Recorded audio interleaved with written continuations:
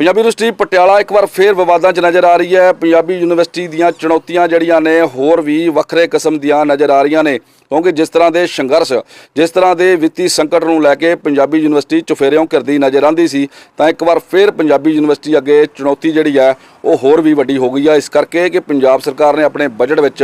Grant राशि जिहड़ी है घटा दी है, जिस तो बाद वाइस चांसलर प्रोफैसर अरविंद का जिहड़ा बयान आंदा है, जिहदे विच वड्डी समर्था उन्होंने ये जताई है कि यूनिवर्सिटी इन्हां हालातों विचों किवें निकलेगी। यूनिवर्सिटी के हालात जिस तरह के बने हुए हैं, मुलाजमान दी तनख्वाह ने या जिस तरह के विद्यार्थी जथेबंदियां अगे चुनौतियां खड़ियां ने, तो पंजाबी यूनिवर्सिटी नूं अजिहियां चुनौतियां दे विचों किस तरह कढ़िया जा सकता है। सरकार बदली तो वड्डा बदलाव जिवें आया, उस तो आस जागी सी कि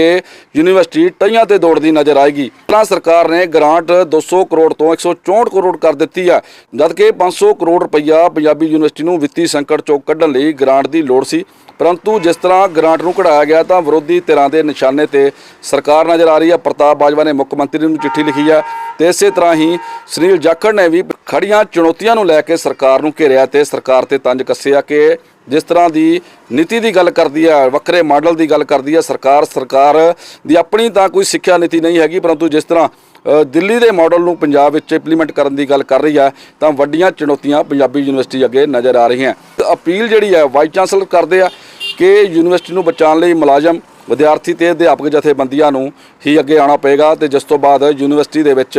पक्का मोर्चा जिहड़ा है वो शुरू कर दिता गया कि हुण समझ लिया जाए कि यूनिवर्सिटी नूं ताला लगन जा रहा है। यूनिवर्सिटी विच काम करते मुलाजमां अध्यापकों ते विद्यार्थियों का जिहड़ा भविख है वो हनेरे चला गया। ये पक्के मोर्चे तो बाद की सरकार जागेगी, इस पक्के मोर्चे तो बाद की पंजाबी यूनिवर्सिटी के हालात ठीक हो जाएंगे। तो वड्डे सवाल ने जिहड़े समय समय ते खड़े हुंदे आ, तां कि ये सवाल ही अगे भी खड़े रहणगे। जिस तरह सरकार ने ग्रांट घटाई है, उस तो लगता है कि सरकार पंजाबी यूनिवर्सिटी के प्रति सुहरद नहीं है। मालवे की इक्को एक यूनिवर्सिटी पंजाबी यूनिवर्सिटी पटियाला जिहड़ी है, जिस तरह हालात पंजाबी यूनिवर्सिटी के बने ने, बहुत सारे विभागों को मर्ज कर दिता गया, बहुत सारे खोज कार्य जिहड़े ने प्रभावित हो रहे हैं, क्योंकि खोज कार्यों के उत्ते ही पंजाबी यूनिवर्सिटी निर्भर सी, तो बहुत सारे खोज कार्य ने जिहड़े वो किते ना किते प्रभावित हो रहे। पंजाबी यूनिवर्सिटी के अंदर हालातों की गल करिए तो बहुत सारे अध्यापक जथेबंदियां ने संघर्ष करदियां ने, बहुत सारिया विद्यार्थी जथेबंदियां ने, जां वख-वख अजिहियां धिरां ने जिहड़े यूनिवर्सिटी विच होए घटालियां की गल भी करदियां ने कि आखिर इन्हां घटालियां दे कारण की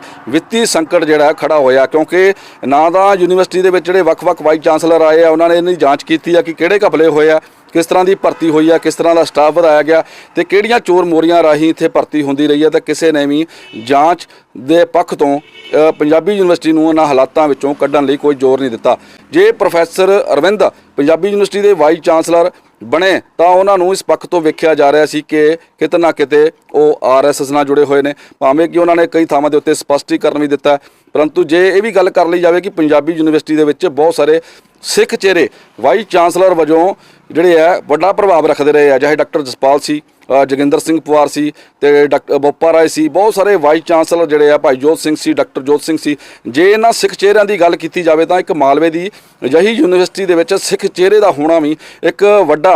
इस गल का विशा सी, क्योंकि जदों एक सिख चेहरे वजों एक यूनिवर्सिटी का वार होवे तां किते ना किते जिहड़ियां चुनौतियां ने वो भी छोटियां जापदियां ने। परंतु जिस तरह के हालात प्रोफैसर अरविंद तो बाद पैदा होए तो एक वड्डी चुनौती वाइस चांसलर के अगे खड़ी हुई, सरकार के अगे खड़ी हुई। मुख्य मंत्री भगवंत मान पंजाबी यूनिवर्सिटी पहुँचते हैं, तो हरपाल चीमा भी पहुँचते हैं जिहड़े वित्त मंत्री है, तो पंजाबी यूनिवर्सिटी के हालातों बारे उन्होंने जाणू करवाया जाता कि पंजाबी यूनिवर्सिटी के जिहड़े हालात ने बहुत माड़े ने। जे सरकार उन्होंने 500 करोड़ रुपए की ग्रांट दिंदी है तो इसनूं वित्ती घाटे चों कढ़िया जा सकता है। मुलाजमां दीयां तनख्वाहां ने, विद्यार्थियों के फीसां नाल जिहड़ी है भरपाई नहीं हुंदी, बहुत सारे खोज कार्य ने वो किते ना किते रुके हुए हैं, क्योंकि जे हालातां दे यूनिवर्सिटी की गल की जाए तो बहुत सारिया विद्यार्थी जथेबंदियां लगातार संघर्ष करदियां रहिंदियां, प्रोफैसर अरविंद के खिलाफ मोर्चा खोलदियां ने कि जिन्हां हालातां नूं पैदा किया है उहदे विच वाइस चांसलर जिहड़ा है मुख दोषी है। अजिहियां गल्लां जिहड़ियां ने समय समय ते बाहर निकल के उभर के सामने आंदियां ने। पंजाबी यूनिवर्सिटी के नाल जुड़े हुए बहुत सारे कॉलेज ने,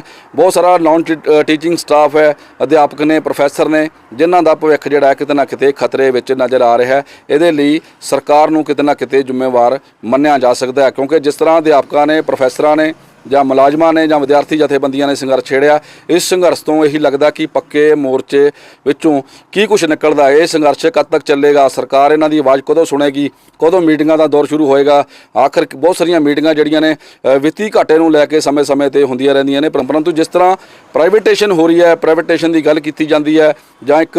ਸਿੱਖਿਆ ਨੀਤੀ ਦੀ ਗੱਲ ਵੀ ਸਾਹਮਣੇ ਆਉਂਦੀ ਹੈ ਕਿ ਪੰਜਾਬ ਸਰਕਾਰ ਦੀ ਕੋਈ ਆਪਣੀ ਸਿੱਖਿਆ ਨੀਤੀ ਜਾਂ ਪਾਲਿਸੀ ਨਹੀਂ ਹੈ, ਜਿਸ ਕਰਕੇ ਵੱਡੀ ਮਾਰ ਪੰਜਾਬੀ ਯੂਨੀਵਰਸਿਟੀ ਨੂੰ ਇਹ ਵੀ ਪੈਂਦੀ ਹੈ। ਪੰਜਾਬੀ ਯੂਨੀਵਰਸਿਟੀ ਨੂੰ ਪ੍ਰਾਈਵੇਟ ਹੱਥਾਂ ਦੇ ਵਿੱਚ ਦੇਣ ਦੀ ਗੱਲ ਵੀ ਚੱਲ ਰਹੀ ਹੈ ਕਿ ਪੰਜਾਬੀ ਯੂਨੀਵਰਸਿਟੀ ਨੂੰ ਪ੍ਰਾਈਵੇਟ ਹੱਥਾਂ ਵਿੱਚ ਦੇ ਦਿੱਤਾ ਜਾਵੇ। ਜੇ ਸਰਕਾਰ ਤੋਂ ਨਹੀਂ ਸੰਭਲਦਾ ਤਾਂ ਪ੍ਰਾਈਵੇਟ ਹੱਥਾਂ ਵਿੱਚ ਦੇ ਦੇਣੀ ਚਾਹੀਦੀ ਹੈ ਪੰਜਾਬੀ ਯੂਨੀਵਰਸਿਟੀ ਪਟਿਆਲਾ। ਪੰਜਾਬੀ ਯੂਨੀਵਰਸਿਟੀ ਦੇ ਵਿੱਚ ਜਿਸ ਤਰ੍ਹਾਂ ਦਾ ਸੰਕਟ ਜਾਂ ਚੁਣੌਤੀਆਂ ਦਿਖਾਈ ਦੇ ਰਹੀਆਂ ਨੇ, ਉਸ ਤੋਂ ਇਹ ਜਾਪਦਾ ਹੈ ਕਿ ਪੰਜਾਬੀ ਯੂਨੀਵਰਸਿਟੀ ਨੂੰ ਜਲਦ ਹੀ ਤਾਲਾ ਲੱਗਣ ਜਾ ਰਿਹਾ ਹੈ। ਸਰਕਾਰ ਨੇ ਜਿਸ ਤਰ੍ਹਾਂ ਬਜਟ ਦੇ ਵਿੱਚ ਗ੍ਰਾਂਟ ਰੱਖੀ ਹੈ, ਉਹ ਗ੍ਰਾਂਟ ਕਿਸੇ ਵੀ ਤਰ੍ਹਾਂ ਪੰਜਾਬੀ ਯੂਨੀਵਰਸਿਟੀ ਨੂੰ ਵਿੱਤੀ ਹਾਲਾਤਾਂ ਵਿੱਚੋਂ ਨਹੀਂ ਕੱਢ ਸਕਦੀ। ਇਸ ਤਰ੍ਹਾਂ ਯੂਨੀਵਰਸਿਟੀ ਦਾ ਸੰਕਟ ਜਿਹੜਾ ਹੈ, ਵਿੱਤੀ ਸੰਕਟ ਹੋਰ ਡੂੰਘਾ ਹੋਏਗਾ, ਹਾਲਾਤ ਹੋਰ ਬੱਤਰ ਹੋਣਗੇ ਤੇ ਵਿਦਿਆਰਥੀਆਂ ਦਾ, ਮੁਲਾਜ਼ਮਾਂ ਦਾ, ਅਧਿਆਪਕਾਂ ਦਾ ਜਿਹੜਾ ਭਵਿੱਖ ਹੈ ਉਹ ਇਸੇ ਤਰ੍ਹਾਂ ਖਰਾਬ ਹੁੰਦਾ ਚਲੇ ਜਾਏਗਾ। ਜੇ ਸਰਕਾਰ ਨੇ ਕੋਈ ਸਹੀ ਸਮੇਂ ਤੇ ਕਦਮ ਨਾ ਚੁੱਕੇ ਤਾਂ ਪੰਜਾਬੀ ਯੂਨੀਵਰਸਿਟੀ ਜਿਹੜੀ ਹੈ ਵੱਡੀਆਂ ਚੁਣੌਤੀਆਂ ਵਿੱਚੋਂ ਹੀ ਨਹੀਂ, ਵੱਡੇ ਵਿਵਾਦਾਂ ਵਿੱਚੋਂ ਵੀ ਲੰਘੇਗੀ ਤੇ ਹਾਲਾਤ ਇਹ ਹੋ ਜਾਣਗੇ ਕਿ ਯੂਨੀਵਰਸਿਟੀ ਨੂੰ ਤਾਲਾ ਲੱਗਾ ਨਜ਼ਰ ਆਏਗਾ।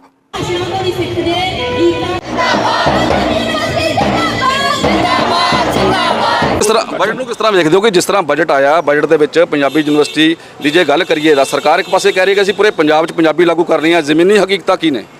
ਜ਼ਮੀਨੀ ਹਕੀਕਤ ਹੈ ਵੀ ਆਹ ਜਿਹੜਾ ਪੰਜਾਬੀ ਯੂਨੀਵਰਸਿਟੀ ਦੀ ਗ੍ਰਾਂਟ